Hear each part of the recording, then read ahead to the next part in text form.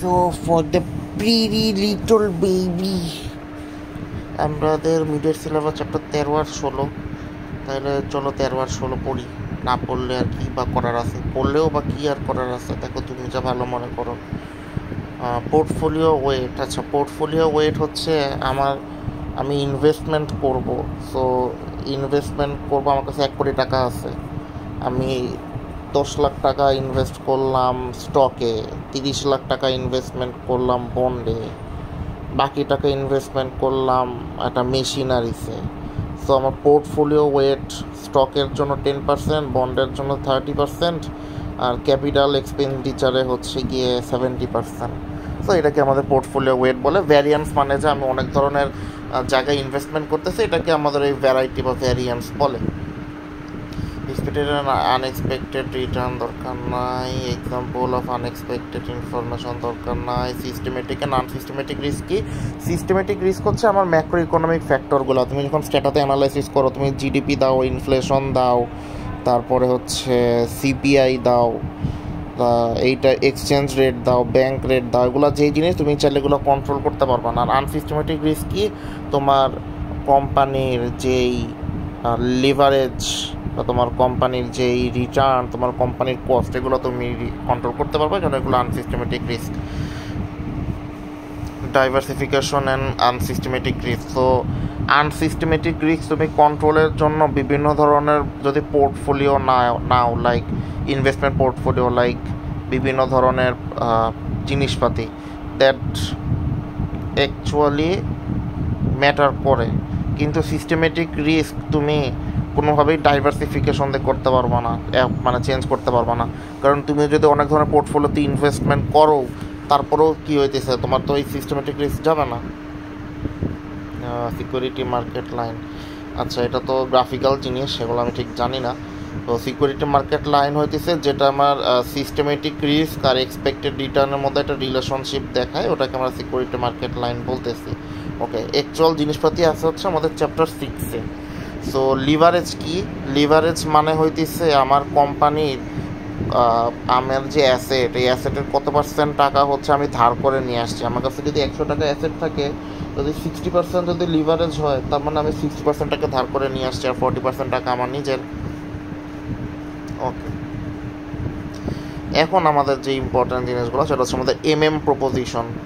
So এই Franco মডিগিলানি and মেটন Millers, প্রথমে তারা বলে যে যদি একটা ইকোনমিতে ট্যাক্সও নাই, আবার দেউলিয়া হয়ে যাওয়ারও কোনো সম্ভাবনা নাই, তাহলে সেই ইকোনমিতে আমি কত % শেয়ার ক্যাপিটাল থাকলো আর কত % হচ্ছে কি আমার ডেপ্ট ক্যাপিটাল থাকলো, দ্যাট ডাজেন্ট ম্যাটার। এটা আমার কোম্পানির ক্যাপিটাল স্ট্রাকচার যে সেটাকে অ্যাফেক্ট করে না। সো এখানে পাই দিয়ে বোঝানো হয় যে এই পাইটাকে আমি যতভাবেই কাটি না কেন, আমি যতই ইকুইটি রাখি বা যতই ডেপ্ট রাখি, that will not make the pi bigger.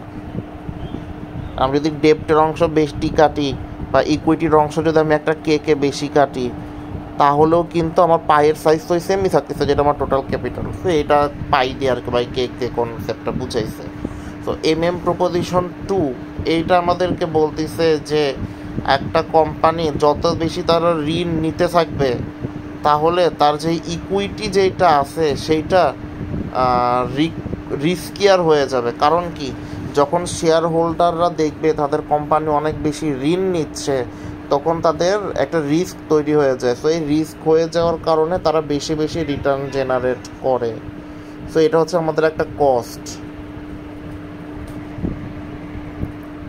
তো এটা আমরা যেটা বুঝলাম যে লিভারেজ যদিও আমার রিটার্ন অন ইকুইটি বাড়ায়, কিন্তু এটা আমার রিস্কও বাড়ায় দেয় আমার ব্যাংক্রাপসি কস্টে। কারণ ওদেরকে বেশি বেশি শেয়ার হোল্ডারদের বেশি বেশি টাকা দিয়ে দিলে আমি আবার আমার যে ডেপ্ট, সেই ডেপ্ট তো রিপে করতে পারবো না, আর ডেপ্ট রিপে না করতে পারলে তো আমার কোম্পানি আবার দেউলিয়া হয়ে যাবে। সো বিজনেস রিস্ক হচ্ছে কি, আমার বিজনেস অপারেট করতে গিয়ে মানে বেতন টেতন যদি না দিতে পারি, এই টাইপেরগুলো হচ্ছে বিজনেস রিস্ক। আর ফাইন্যান্সিয়াল রিস্ক হচ্ছে যে আমি ধার দেনা করলাম কিন্তু ওটা পে ব্যাক করতে পারলাম না, দেউলিয়া রিস্ক, ওটাকে ফাইন্যান্সিয়াল রিস্ক বলে। Take the interest tax shield. আচ্ছা, ইন্টারেস্ট ট্যাক্স শিল্ডটা কি? ইন্টারেস্ট ট্যাক্স শিল্ড হচ্ছে আমি যদি ধার করি তাহলে তো আমাকে ইন্টারেস্ট অ্যামাউন্ট দিতে হয়। সো আমাকে কোনো ট্যাক্স দিতে হবে না সরকারকে, এটাকে আমাদের এই ইনকাম ট্যাক্স শিল্ড বলে। ব্যাংক্রাপসি কস্ট, সো ব্যাংক্রাপসি কস্টে দুইটা কস্ট আছে, একটা হচ্ছে ডিরেক্ট কস্ট আর একটা হচ্ছে ইনডিরেক্ট কস্ট।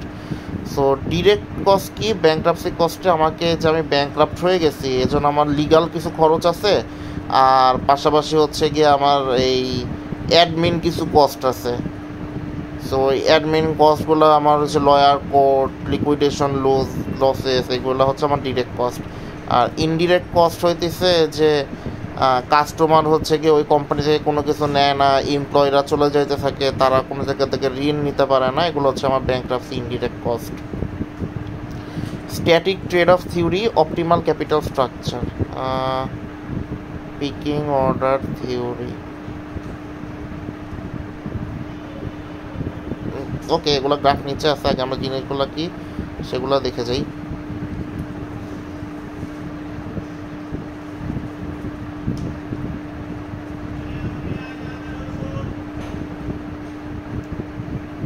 আমাদের যতগুলো থিওরি আছে এর মধ্যে একটা হচ্ছে স্ট্যাটিক ট্রেড অফ থিওরি বা অপটিমাল ক্যাপিটাল স্ট্রাকচার।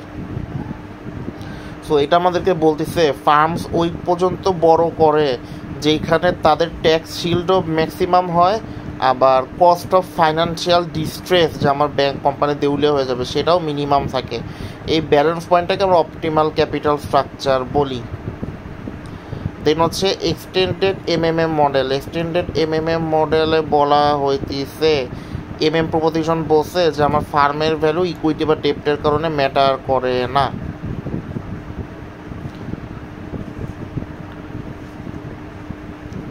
ওকে, pecking order theory. Pecking order থিওরিতে বলা হইতেছে এটা হচ্ছে আমাদের স্ট্যাটিক ট্রেড অফ থিওরির অপোজিট। সো তারা যে বলতেছে যে স্ট্যাটিক অপটিমাল থিওরি বলে যে আমাদেরকে একটা মিক্সে যাইতে হবে যেখানে আমার ডেপ্ট ইকুইটি আমাকে ম্যাক্সিমাম বেনিফিট দিবে। আর এই পেকিং অর্ডার থিওরি বলে যে আমাদের হচ্ছে কোনো মিক্স রেশিওতে যাওয়া পসিবল না। সো এটা কীভাবে কাজ করতেছে? সো আমি ইন্টারনাল ফাইন্যান্সিং করব, মানে আমি আমার প্রফিট পুরাটা দিয়ে দিব না, আমি রিটেন আর্নিং রেখে দিব। সো আমার যত বেশি রিটেন আর্নিং রেখে দিব ওইটাকে ইউজ করেই তো আমি ফাইন্যান্সিং করতে পারতেছি। সো আমাকে আলাদা করে ওই বাইরে থেকে ফাইন্যান্সিং করতে হইতেছে না। সো এটাই হচ্ছে কি আমাদের ইন্টারনাল ফাইন্যান্সিংয়ের কথা বলছে পেকিং অর্ডার থিওরিতে। ব্যাংক্রাপসি মিন কি আমরা জানি, টু মেইন অপশন। আচ্ছা, ব্যাংক যখন আমাদের কোম্পানি ব্যাংক্রাপ্ট হয়ে যায় তখন আমরা দুইটা কাজ করতে পারি, একটা হচ্ছে লিকুইডেশনে যাওয়া আর একটা হচ্ছে রিঅর্গানাইজেশনে যাওয়া। লিকুইডেশন মানে কি, আমার যত ধরনের মেশিনারি বা যত অ্যাসেট আছে, ওয়েজ আছে, স্যালারি, কমিশন, যত কিছু আছে সব কিছু আমি লিকুইডিফাই করে সেগুলো বিক্রি করে দিয়ে আমি হচ্ছে গিয়ে আমার শেয়ার হোল্ডারদেরকে টাকা দিব, বা আমার কাছে যারা ডেপ পায়, যাদের কাছে আমি ঋণী, তাদেরকে আমি টাকা ফেরত দিয়ে দিব। আর রিঅর্গানাইজেশন মানে হচ্ছে কোম্পানিরা হচ্ছে গিয়ে তাদের পুরো ম্যানেজারিয়াল বডি চেঞ্জ করে ফেলে, যারা এখান থেকে বাঁচাইতে পারবে তাদেরকে হায়ার করে। যেরকম বাংলাদেশের এখন যতগুলো ব্যাংক আছে, যতগুলো বড় বড় কোম্পানি আছে, প্রতিটা বড় বড় কোম্পানি বা প্রতিটা বড় বড় প্রতিষ্ঠানের সিইওতে এখন এফসিএদেরকে নিয়োগ দেওয়া হয়েছে, যাতে তারা করে আর তারা ওই কোম্পানিদেরকে বাঁচাইতে পারে। এফসিএর পাশাপাশি তারা বিভিন্ন ইউনিভার্সিটির প্রফেসরদেরকেও রাখতেছে, কারণ ওরা একটা অলওয়েজ প্র্যাকটিসের ভিতরে থাকে। স্ট্র্যাটেজিক ব্যাংক্রাপসি দরকার নাই, এগ্রিমেন্ট টু অ্যাভয়েড ব্যাংক্রাপসি। ওকে, এখন থেকে আমাদের থিওরিটিক্যাল পার্ট শুরু। 1 2 3 4 5 6 7 8 9। ওকে, এই কোর্সে আমাদের টোটাল 9টা গ্রাফ পড়তে হবে এই 5 মিনিটের জন্য। ওকে, ফার্স্ট অফ অল হচ্ছে agreement to avoid bankruptcy. So যখন আমার কোম্পানি ব্যাংক্রাপ্ট হয়ে যাবে তখন কোম্পানির মালিক বলবে, ভাই আপনি কোনো লিগাল প্রসিডিওরে যেয়েন না, ওইখানে বেশি টাকা খরচ হয়, তার চেয়ে বরং আমি আপনাকে কোনো রকম লিগাল প্যারা ছাড়া আমি আপনার কাছে কোম্পানি বেচে দিতেছি, বিনিময়ে আপনি আমারে টাকা দেন। সো এটার কারণে কি হচ্ছে, তারা হয়তো পেমেন্টটা একটু দেরি হইতে পারে বা প্রসেসটা অত স্মুথ নাও হইতে পারে। সো এইটার কম্পোজিশন কি, যে হচ্ছে ক্রেডিটর সে হয়তো একটু কম টাকা অ্যাকসেপ্ট করতে পারে, কারণ হচ্ছে কি আমার লিগাল কস্ট যেটা, সে লিগাল কস্ট হচ্ছে অনেক হাই এবং অনেক সময় সাপেক্ষ ব্যাপার। তো এই গ্রাফটা আমরা একবার দেখবো যে উপরের দিকে প্লাস, নিচের দিকে মাইনাসের দিকে নেমে আসছে। এখন এইখানে আমাকে বলা হইতেছে যে আমার কোম্পানি দুইভাবে ফাইন্যান্স হইতে পারে, একটা হচ্ছে উইথ ডেপ্ট আর একটা হচ্ছে উইদাউট ডেপ্ট। সো আমরা এখানে দুটো লাইন দেখতে পারতেছি, একটা হচ্ছে উইথ ডেপ্ট আর একটা হচ্ছে নো ডেপ্ট। The goal is to see how much option effect earnings per share as the company earns more EBIT. So আমরা দেখতে চাইতেছি যে আমাদের ইবিআইটি বা earning before interest and tax যত বাড়তে থাকে এটা আমার ইপিএসকে কতখানি এফেক্টেড করতেছে। সো আমরা যদি এইখানে আসি গ্রাফিক্যালে, তাহলে 8 লক্ষ টাকার নিচে, ওই যে 8 লক্ষ টাকার ওখানে যে আমরা একটা লাইন দেখতে পারতেছি উপরের দিকে উঠে গেল, সে 8 লক্ষ টাকার নিচে আমাদের কি হইতেছে, কোনো ডেপ্ট নাই। আর যেহেতু কোনো ডেপ্টও নাই সেই কারণে আমাদের ইপিএসও লো, যে ইপিএসও আমরা এখানে দেখতেছি মাইনাসের দিকে নেমে আসছে। আর যখন আমার পয়েন্টটা এক্স্যাক্টলি 8 লক্ষে থাকতেছে তখন কি হইতেছে, ইবিআইটি আমার 8 লক্ষ। সো কোন অপশনটা আমার জন্য বেটার? 8 লক্ষ থাকা অবস্থাতেও আমার কোনো ডেপ্ট নেওয়া উচিত না। কেন নেওয়া উচিত না? কারণ এটা হচ্ছে আমার জন্য ব্রেক ইভেন পয়েন্ট। ওই যে আমরা একটা মার্জিনাল বক্স দেখতে পারতেছি, ওইটা হচ্ছে আমাদের ব্রেক ইভেন পয়েন্ট। আর অ্যাবোভ 8 লক্ষর উপরে যখন চলে যাবে, যে আমরা ওই উপরের দিকে ক্রস করে ওদিকে চলে যেতেছে, তখন আমাদের কাজ কী হবে? তখন আমরা ডেপ্ট নিব, কারণ ডেপ্ট নিলে কী হবে, আমার প্রফিটও তখন বাড়বে, ইপিএসও তখন বেড়ে যাবে। সো এইটাই ছিল আমাদের এই গ্রাফটা। এটা আমাদেরকে বুঝাইতেছে যে 8 লক্ষ টাকার নিচে থাকলে আমরা কোনো ডেপ্ট নিব না, কারণ তখন হচ্ছে ইবিআইটা 8 লক্ষ টাকা যদি নিচে হয় তখন আমরা কোনো ডেপ্ট নিব না, কারণ ওখানে আমার কস্ট বেশি হবে। 8 লক্ষ হলেও আমরা ডেপ্ট নিব না, কারণ ওইটা হচ্ছে আমার জন্য break even point. Break even পয়েন্টের নিচে আমরা যাবো না, উপরে আমরা যাবো না, আমরা ব্রেক ইভেন্টে থাকবো। আর উপরের দিকে যদি চলে যায় তখন আমরা ডেপ্ট নেব, কারণ তখন ডেপ্ট নিলে আমাদের বিজনেস গ্রোথ অপরচুনিটি বেশি হইতেছে। দেন হচ্ছে আমাদের অপটিমাল ডেপ্ট ইকুইটি রেশিও নিয়ে একটা আছে, যে অপটিমাল ডেপ্ট ইকুইটি রেশিও বলা হয় প্রপোজিশন 2কে। এখন এই গ্রাফ আমাদেরকে কি বলতেছে? প্রথম লাইন যেটা ফ্ল্যাট নেমে আসছে মাঝামাঝি বরাবর, weighted average cost of capital. চলো আমরা একটা পিজার কথা চিন্তা করি। এইখানে in the total value of the company and its overall cost of funding stays the same no matter if they get the money from investor or a bank.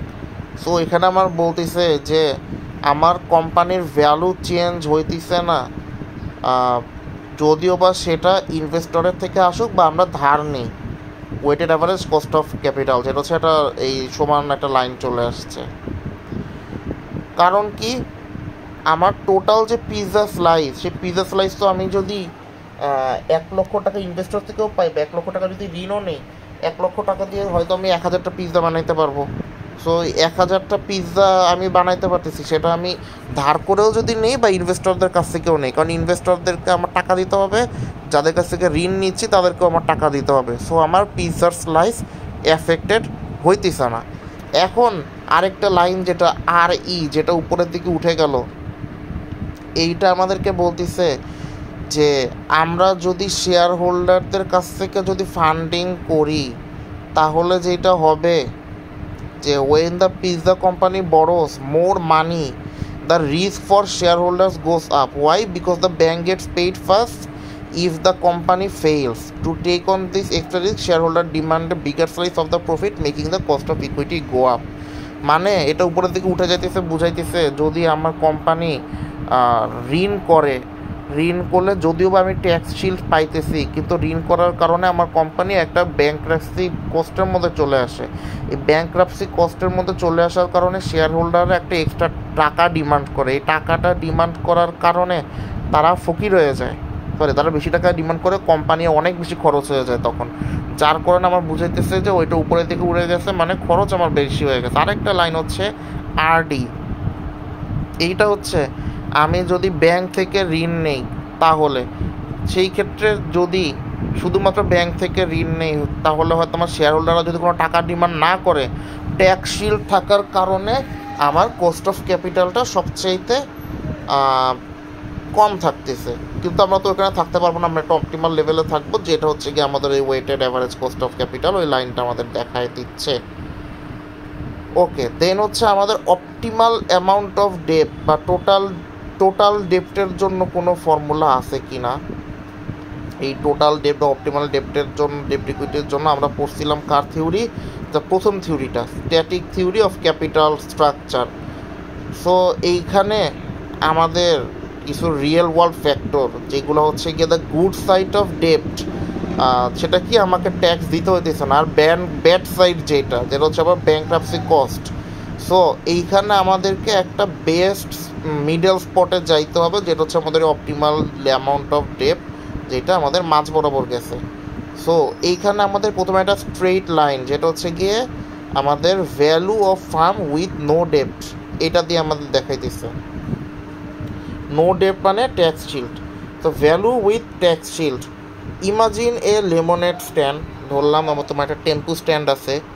So যখন আমি টাকা ধার করি, যেই টাকা দিয়ে আমি হচ্ছে র মেটেরিয়াল কিনবো, সো যেই ইন্টারেস্টটা আমি ওই ব্যাংকে পে করব, সেই ইন্টারেস্টের অ্যামাউন্টটা আমার ট্যাক্সেবল যে ইনকাম সেখান থেকে কাটা যাবে।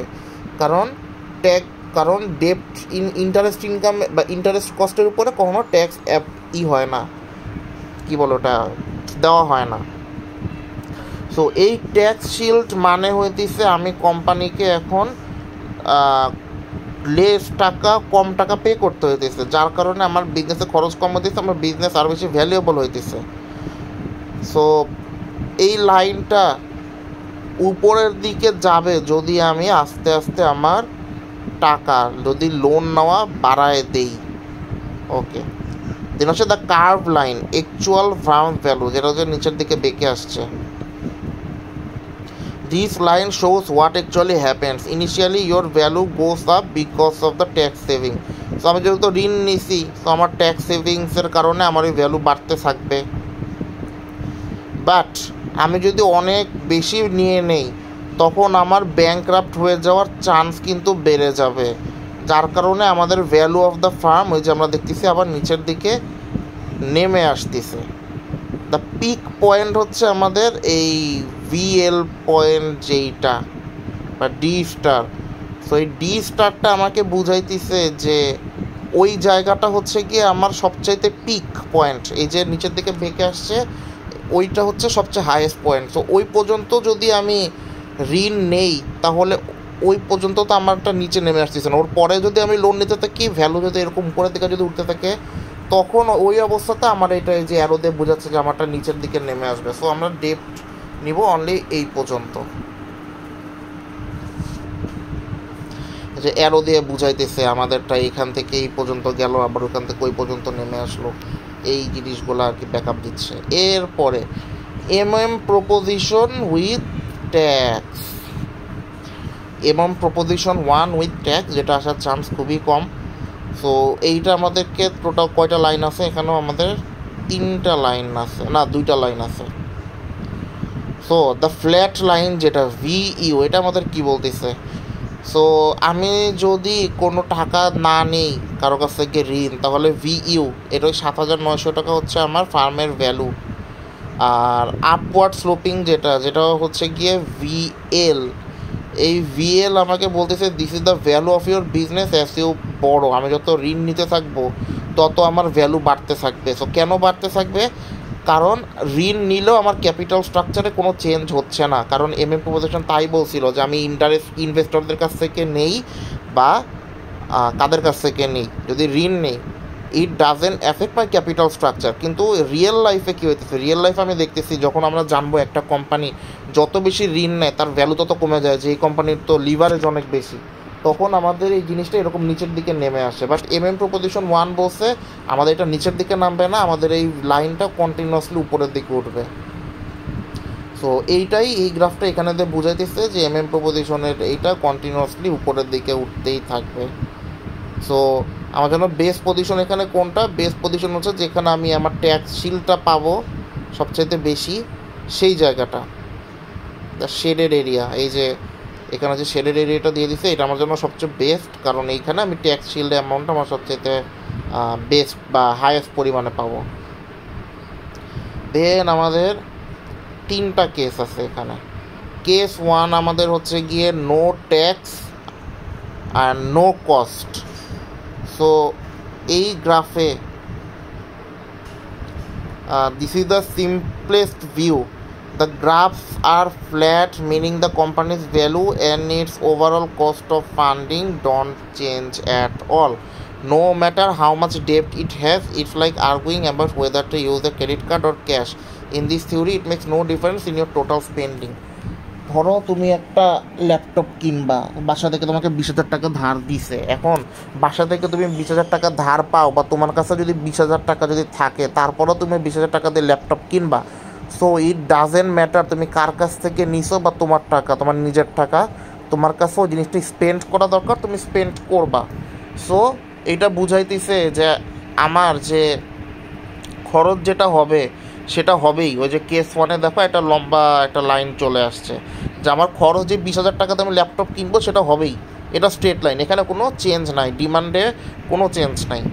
দেন কেস 2 উইথ ট্যাক্স আমাকে বলতেছে this adds the tax benefit, the top graph shows that value goes up forever with more ডেপ্ট। সো কেস 2-তে আমরা হচ্ছে প্রপোজিশন 1-এর কথা চিন্তা করতে পারি, যে এখানে হচ্ছে আমার কোম্পানির এই যে উপরের দিকে আছে, আমার কোম্পানির ভ্যালু বাড়তেই থাকবে বাড়তেই থাকবে।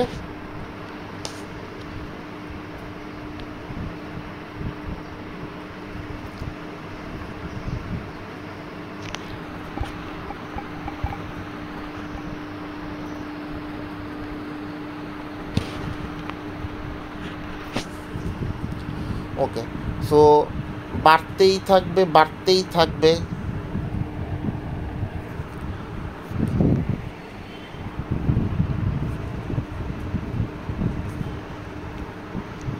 তো দেখাচ্ছে আমাদের এটা বাড়তেই আছে বাড়তেই আছে।